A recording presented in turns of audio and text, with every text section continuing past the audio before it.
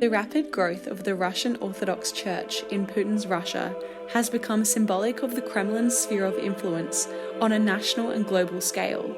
Some argue the increased lack of distinction between church and state is part of Putin's agenda to tighten conservative social values and nationalistic views across the country. He actually probably realized a very old principle which came from Byzantium, and that was the symphony of the authorities. How it worked was that the civil authorities supported the church, and the church authorities supported the government, and they went hand in hand. And the church actually raised up good citizens, honest, those that loved their country, they're patriotic, loyal to the government, and of course the government protected the churches. And so that was those people who see themselves as Russian nationalists usually see the church as being a central component of what Russian national identity consists of, and the church is trying to promote that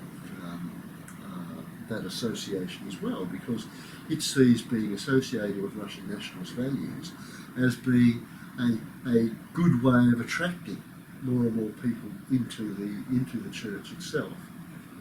But also because they realise that orthodoxy is bound up with Russian history and with the conception of what it is to be Russian.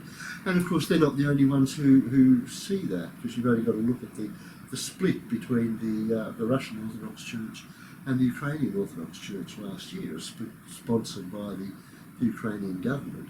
And clearly what the Ukrainian government was seeking to do was to get rid of Moscow's influence through the church by establishing essentially a national Ukrainian church, or re-establishing a national Ukrainian church.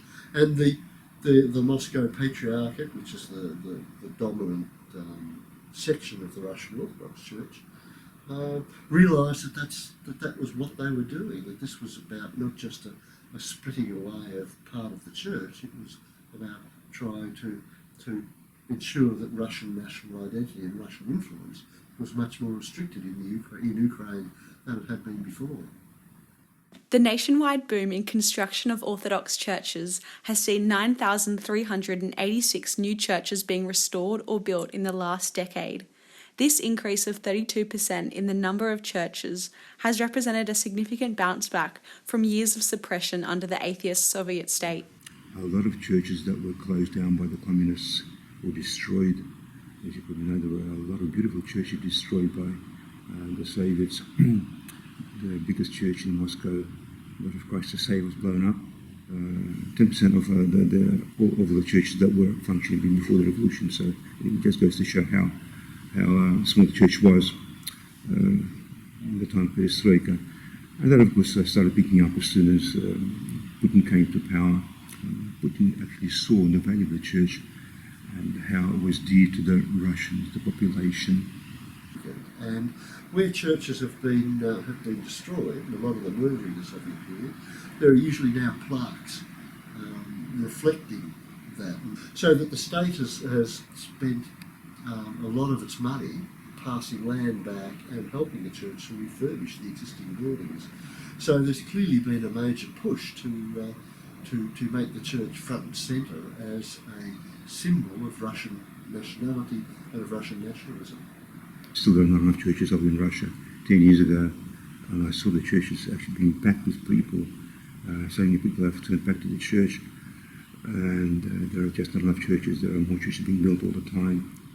Reaffirming the importance of traditional family values has been one way Putin has sought to turn Russia's dwindling population around. Putin believes that Russia is a dominant power, but it's a dominant power that's recently been on hard times, and so what he wants to do is to lift it back up onto the pedestal that he believes it belongs on.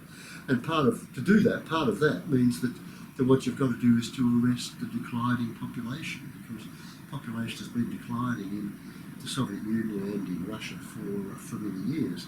And of course that's a difficult thing to do overnight, but he's trying to attract the church to put their shoulders to the wheel to also prevent this population decline from continuing. And that's the church is all in favour of that. The church wants to see Russia develop, the Russian people grow, and to become stronger. And